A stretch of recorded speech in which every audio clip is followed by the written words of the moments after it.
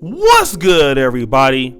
It's your boy O'Shea Duke Jackson back at it again with another episode of the Celebrity Junk, right? And I want to thank all of you brothers, man, out there for supporting the channel. Yes, we've been growing with the new format. I really thank you brothers for being here. But today I want to take it all the way to Baltimore. You know what I'm saying? And shout out to Baltimore. It's a big time black city, like your Atlantas, your Detroits, you know, your Baltimores, you know what I mean? Places like that, Cincinnati. You know, Baltimore is a real black city. A lot of prominent African Americans come through Baltimore. You know, they got Morgan State University. And Baltimore has done a lot to really portray a lot of positives of African American culture. And it was a blue collar city for many years. Unfortunately, however, Baltimore has fell victim, just like Detroit has, to democratic policies, liberal policies that have set the city back, despite getting millions and billions of dollars in grants and things to improve the city's infrastructure. Cities like Philadelphia also is a black city. Baltimore is a disaster. All right? It's a disaster. Let's call it what it is. And not only is it a disaster, Baltimore is one of the most dangerous cities in America. All right? You guys know that. Everybody know you talk about Be More. As much as you want to talk about the prominent African Americans that come through Baltimore, I understand that. I love my people out there in Baltimore. Shout out to BWI Airport. But Be More is where you can get your head busted at. Now, let's combine that with this pandemic that's going around the world. You guys know what it's called. It's the good Wuhan. We already know what's out there right now, right? People are dying from it. But the mayor of Baltimore, Jack Young, had to go out and make a plea. All right? He had to make a plea to tell the brothers out there to stop shooting each other. I want you guys to look at this. I'm going to read this here, right? I want to reiterate how completely unacceptable the level of violence is that we have seen recently. We will not stand for mass shootings and an increase in crime. For those of you who want to continue to shoot and kill people of this city, we're not going to tolerate it. We're going to come after you and we're going to get you. We cannot clog up our hospitals and their beds with people that are being shot senselessly, because we're going to need those beds for people infected with the and it could be your mother, your grandmother, or one of your relatives. So take that into consideration. All right, we're going to give you an applause, you know, for this phony ass stuff that you're talking about right now, my brother, because let me say it to you, man. Nobody believes you, bro. All right? They just don't. The city of Baltimore and the criminals thereof do not take you serious. You are a joke. Your policies in that city are a joke. Everybody knows that. That's why a lot of educated brothers and sisters that come from Baltimore is getting the hell up out of there. And all of a sudden now you want to come out and blame this on the Pookies and the Ray Rays. Stop shooting each other. And see, everybody knows that cities like Detroit, Baltimore, when something like this happens, you're the first to get hit. And now you have so many bodies in the street that you can't even cure the that's going on. And you over here making these idle threats as if these dudes gonna listen to you. They don't give a damn about these people. You think a gonna stop them from doing what they gonna do on the streets? Baltimore got one of the highest drug rates in the city, in the world, in the USA. You think they're gonna stop beefing because all of a sudden the is there? Oh no, it's still game on. We about that life. That's how niggas that think like that, they about that life. They're not gonna listen to you. And see, the situation is now you want them to stop shooting each other. But see, you wasn't saying that when your policies don't promote family values, when you big up single mothers, when you make excuses for white supremacy, when you push liberal policies that tear up black families. That's what the city of Baltimore does. Now you want to sit back and say, stop shooting each other. But see, you created this climate, Baltimore.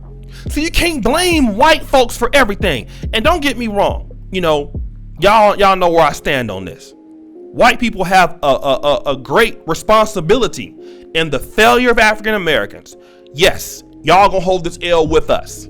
You cannot disassociate y'all from where we at. But that's another video. But right now I'm dealing with Baltimore. I'm dealing with the Detroits, the Clevelands, the Philadelphias. Right now I'm dealing with y'all. And y'all have encouraged this. Y'all have created the climate because you did not tell people. Stop having these kids out of wedlock. You did not tell people to get the skills to be able to survive. You did not push it in your city. You did not push the manufacturing in your city. You did not push the STEM in your city. Other cities leapfrogged you. Huntsville, Alabama, for example. Who give a damn about Huntsville 30 years ago? Now it's one of the greatest tech centers in America. Silicon Valley, 40 years ago. Look at it now.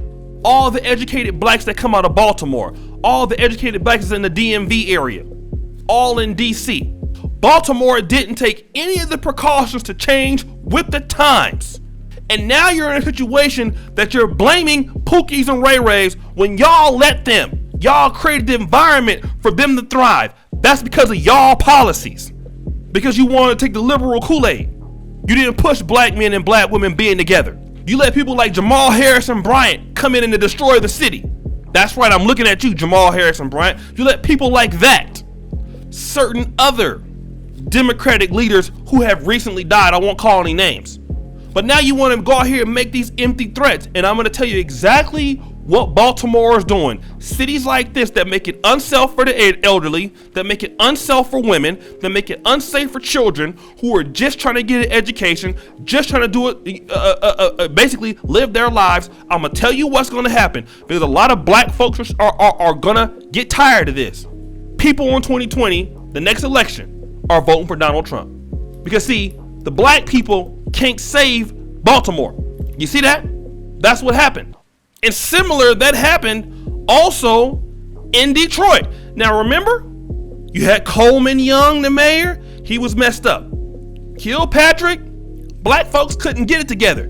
Now you got Mike Duggan, a white mayor of Detroit in an all-black city. I don't know if that's a solution in Baltimore, but I can tell you, people are tired of the Detroits. Black people are tired of the Clevelands. Black people are tired of the Atlantas. Black people are tired of the Youngstowns. Black people are tired of the St. Louises, the Ferguson, Missouris. And for a lot of people, there's one person that policies can, you know what, do something about it. And for a lot of people, that's Donald Trump. And the Democratic Black Party are pushing people away every day because now we're in a situation where people are dying in Baltimore because of this and are being affected. But because you got too many people getting shot in the streets, you can't even treat African Americans. And I'm going to tell you right now, that is a damn shame. It's a shame that our people that died, that were slaves, came into America. Many of them fled to Maryland, fled to Philadelphia out of slavery, started their life there, worked hard to provide colleges for us as the people. And the way that we can thank them as leaders in a black city like Baltimore is we can't even control the crime and protect our own goddamn children. Can't even protect the women out there. I'm talking about the women who are innocent. The black men out there are getting hit by stray bullets and stuff, trying to make an honest damn living. I know, for example, JSPK Fitness. He got out of there. He was living in Baltimore. He got the hell up out of Baltimore. And hospitals are so overrun with gunshot wounds. And black people, and I can tell you, black men are tired of that. And the reason why is when you push that she don't need no man, she don't need no husband, when you push the division between black people in relationships, what you get is single parent homes. You get kids coming out of wedlock that are more prone to violence. They're more prone to not being able to read and write. And the way that they contribute to society is to tear it down. That's their contribution is negative. And you deal with that because y'all have years of preaching this BS. And all those Democratic leaders out of Baltimore need to be wiped away from leadership. They need to be gone. And right now it's a shame that we can't even treat people with these symptoms. That's already a killer because we got black men out there in the streets killing themselves. And the agenda has been carried out by Democratic black leadership. All this beef that we got with the gender war with black men and black women, that comes from the Democratic Party. And that's all I gotta say. I'm done with this conversation. Guys, go ahead and hit the bell, be notified when your boy go live. You know what I'm saying? It's your boy O'Shea Duke Jackson. Make sure that you go ahead and check me out. All my information is the first comment. Get you a Black Men Are Perfect t-shirt. And brothers and sisters, man, we gotta get these people out of the community, man. They gotta go. And as you know, the buffoonery remains at an all-time high. I'm out.